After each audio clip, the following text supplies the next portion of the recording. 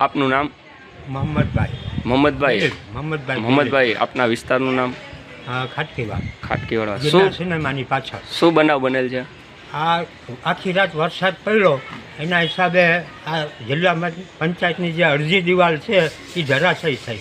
હવે બાજુમાં આવેલું સુલભ શૌચાલય છે એની દિવાલ અને એક ઓયડી પડી ગઈ, એની ઉપર ધરાશયી થઈ. એટલે 8-10 બાળકો અમારા અહીંયા રમતા હતા, એ ભાઈગા.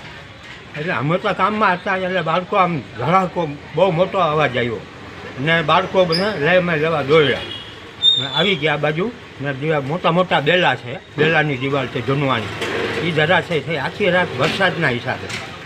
એટલે આ જે જવાબદાર વ્યક્તિ છે એ લોકોને આ દિવાલ ઉતારી લેવી જોઈએ કે જોખમ ઊભું ન થાય. બીજી વાત, અમારા બાળકો નાના બાળકો છે, પાડોશમાં જ છે, અમારી એક જ દિવાલ છે, જિલ્લા પંચાયતની બાજુમાં જ રહી છીએ અમે. નુકસાનીમાં શું થયેલ છે? નુકસાનીમાં આ એક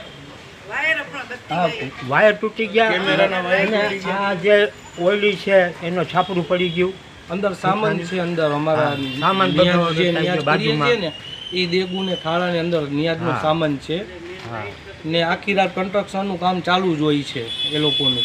ને એ લોકોએ અહીંયા ઓલી બાજુથી ઢગલો આ બાજુ ભરતી નાખેલ છે. એ ભરતીના હિસાબે દિવાલને વરસાદથી આવીને દિવાલ ધરાશાયી થઈ છે.